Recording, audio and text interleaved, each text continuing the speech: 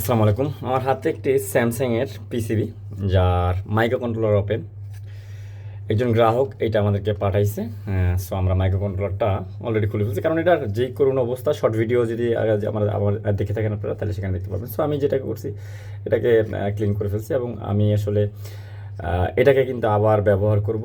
তার আগে আপনাদের কিছু কথা আমি বলে নিই।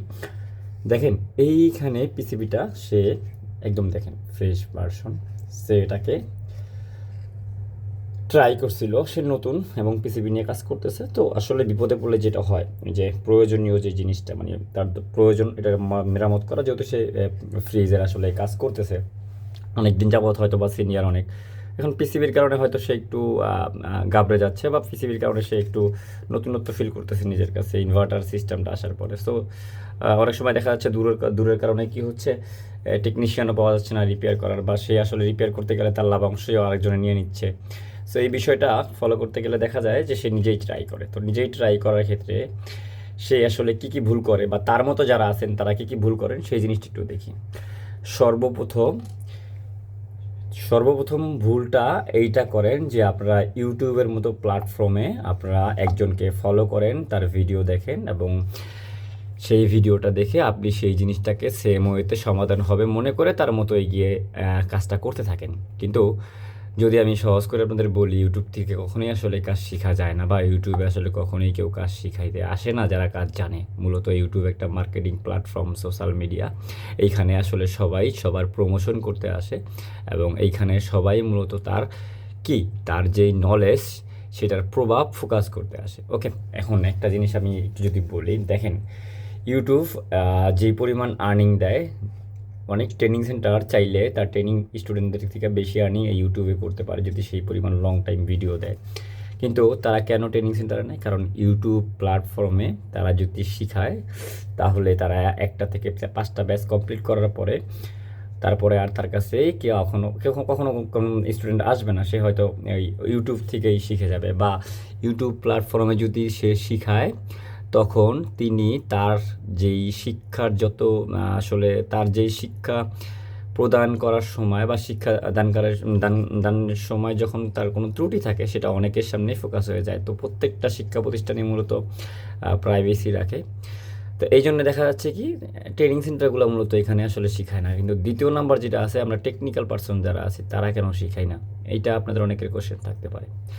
কেন? আমরা তো শিখাচ্ছি ভাই, আমরা শিখাচ্ছি আপনাদেরকে, কিন্তু আমরা চাচ্ছি আপনারা চেষ্টা করেন, এবং চেষ্টা করে আমরা কীভাবে শিখাতে চাচ্ছি আপনাদেরকে সেটা বোঝার চেষ্টা করেন, সেইভাবে শিখেন। খেয়াল করবেন, আসলে আগে বলি, যারা ইউটিউব প্ল্যাটফর্মের মতো জায়গায় তারা কাজ দেখায়, তারা আসলে দক্ষ না। কারণ ইউটিউবে সে আরেকজনের কন্টেন্ট দেখে, তারপরে সেই কন্টেন্টটাকে সে এক্সপেরিমেন্ট করে এবং সেটাকে নিয়ে আবার আপলোড করে দেয়।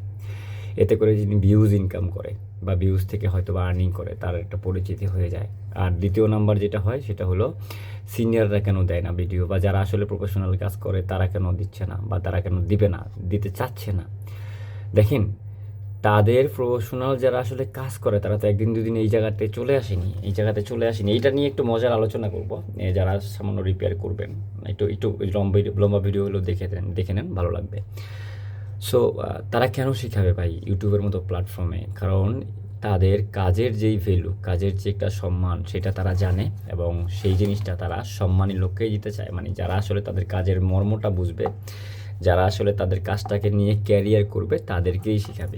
এটা কোনো এন্টারটেনমেন্ট না, টেকনোলজি কোনো এন্টারটেনমেন্ট না যে আপনি অনেককে এন্টারটেন করলেন এবং আপনি একটা পরিচিতি পেলেন বা ফেমাস হয়ে গেলেন। এইখানে আসলে এই কাজটা একটা সাধনা। এখানে অনেকেই অনেক পরিশ্রম করে, অনেক লাইফে আসলে স্ট্রাগল করে কাজটা শিখে, সে এটা পাবলিক প্লেসে আপনাকে ফ্রিতে দিবে, আর কখনোই এটা মূল্য আপনি তাকে দিবেন না, বা সে আসলে যেই জিনিসটা দিচ্ছে সেটাকে আপনি মূল্যায়ন করবেন না। তো এই জন্য যেটা হয়, মূল্যবান জিনিস কখনোই ইউটিউবে পাওয়া যায় না। তবে ইউটিউবে শেখা যে যায় না, এটা আসলে একদম উচিত হবে না বলা। ইউটিউবে শেখা যায়, তার জন্য আপনাকে কিছু পরিমাণ শিক্ষা থাকা লাগবে। ইউটিউব থেকে কীভাবে শিখতে হয়, ইউটিউবে মূলত কি হয়, এই ভিডিওটা দিয়ে আপনি আজকে আমার কাছ থেকে কী শিখতে পারতেছেন, যে মাইক্রো কন্ট্রোলার রিউজ করা হবে, এবং মাইক্রো কন্ট্রোলার বাজার থেকে নতুন লাগাইলেই আমি এটা ব্যবহার করতে পারবো, সেই চিন্তার উপরে নির্ভর করে এটা একটা কম্পোনেন্ট মনে করে জাস্ট খুলে নিয়ে পরিবর্তন করার চিন্তা করে মার্কেটে নিয়ে গিয়ে এই যে বোকামি সেইটা শেখা। নাম্বার 2, এই মাইক্রো কন্ট্রোলারটা যে আসলে কতটা ক্রিটিক্যাল সেটা আপনি জানলেন কোথা থেকে? ইউটিউব থেকে। এটাও আপনি কি করলেন, এটার প্রাইভেসি কি, এটা আসলে কোন ধরনের মেমোরি, এটাও আপনি ইউটিউব থেকে শিখলেন, এটা শিখলেন। নাম্বার 3, আপনি যেই ভুলটা করতে আগ্রহ করবেন বা যেই ভুলটা করতে সাহস করবেন বা দিন শেষে আপনার দক্ষতা না থাকার কারণে যেটা হবে, সেই জিনিসটাকে অলরেডি আমি আপনাকে এই ভিডিওর মাধ্যমে কি সাবধান করতেছি, যাতে করে আপনি এই ভাইয়ের মতো আর একটু দক্ষ না হয়ে এই ট্রাইটা না করেন। তাইলে আপনি কয়টা জিনিস শিখলেন? 3টা জিনিস শিখলেন, কিন্তু আপনি শিখতে চাচ্ছেন মাইক্রো কন্ট্রোলারটা কীভাবে লাগাবো, কীভাবে খুলবো, আসলে কীভাবে এটার সমস্যা হইলে ঠিক করতে হয়, এটা খারাপ ভালো কীভাবে বুঝবো। ভাই, আমি যেই 3টা জিনিস আপনাকে শিখাতে চাইলাম সেই 3টা জিনিস ছিল আপনার ক্যারিয়ারের জন্য বাস্তব উদাহরণ এবং গুরুত্বপূর্ণ পয়েন্ট।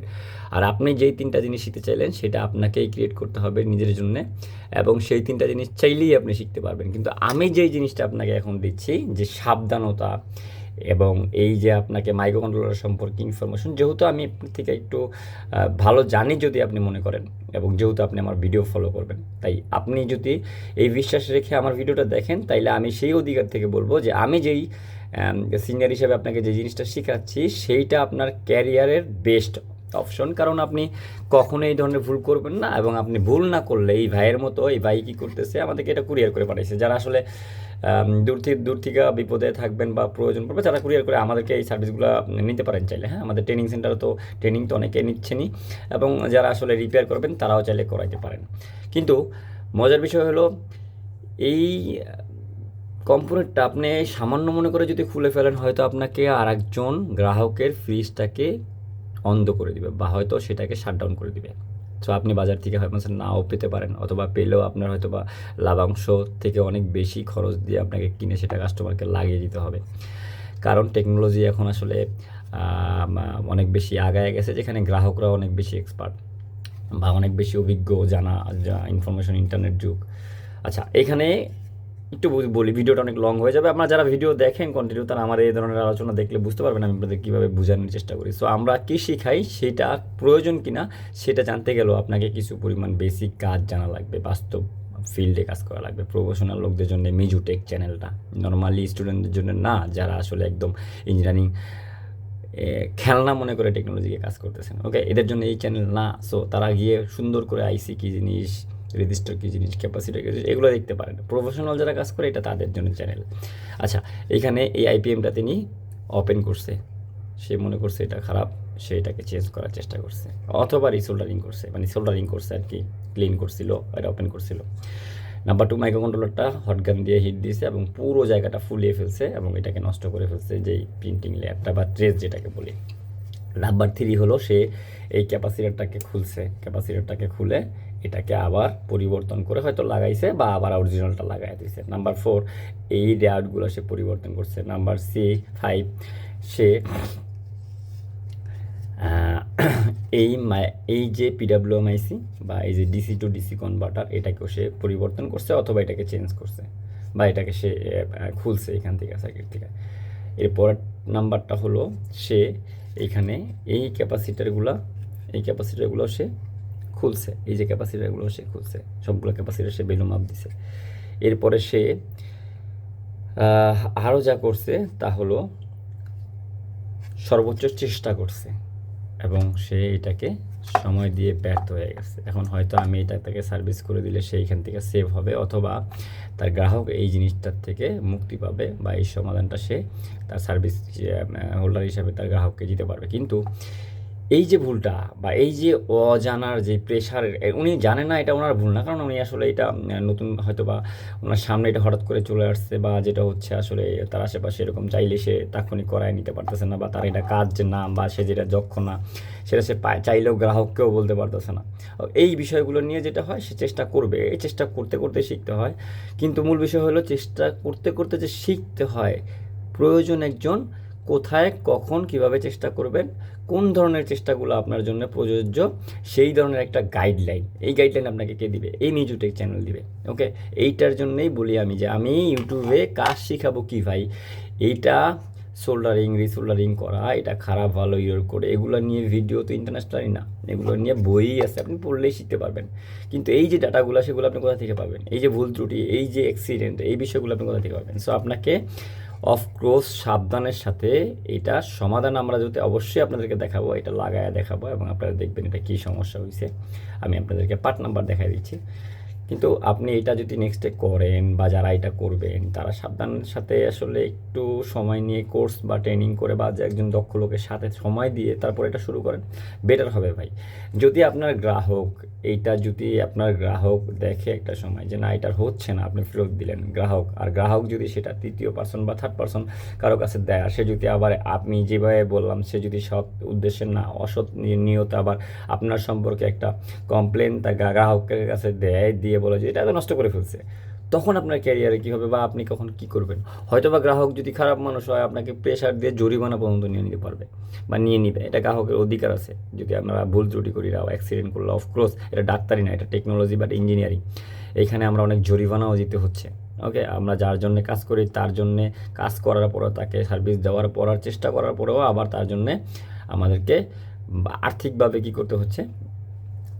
আর্থিকভাবে লস করতে হচ্ছে। সো আর্থিকভাবে মানি লস করতে হচ্ছে। এই বিষয়গুলো নিয়ে সব চিন্তা করলে আপনি আসলে অফকোর্স হয় আমার ভিডিও দেখে বুঝবেন কোনটা কাজ করা উচিত কোনটা করা উচিত না, অথবা আপনি একজন দক্ষ লোকের সাথে থাকেন, অথবা একটু ট্রেনিং করেন, অথবা এই ধরনের কমিউনিটিতে যোগ দেন। এই যে আমাদের এই চ্যানেলের নিচে ডেসক্রিপশনে আপনি দেখেন মিজুটেক নামে একটা বিশাল গ্রুপ আছে যেখানে সব প্রফেশনাল লোকজন আমাদের সাথে যারা যোগাযোগ করবেন তারা এখানে টেলিগ্রাম চ্যানেল আছে, সেখানে বিভিন্ন ডাটা বা বই টই আমরা যা ম্যানুয়াল কোন ধরনের ইরোর কোডের জন্য কোন সাইটটাতে কাজ করা লাগবে এই ধরনের অনেক বেশি সাপোর্ট দিচ্ছি। সো ভালো থাকবেন সবাই, দেখা হবে নেক্সট ভিডিওতে। এটা সার্ভিস আমি করে তো অবশ্যই আপনাদেরকে দেখাবো, তবে রেডি করার পরে আপনাদেরকে ভিডিওটা শেয়ার করব। এতে করে আপনি কি জানতে পারলেন যে আমার যেই বড় ভাই এটাকে কাজ করছে সেই সাইটগুলোতে কাজ করা যাবে না, আর যদি কাজ করা হয় অফকোর্স আপনাকে এতগুলো সাইটকে ট্রাই মারা যাবে না, কোথায় প্রবলেম সেটাকে খুঁজে বের করে সেখানে সার্ভিসটা দিতে হবে। ওকে,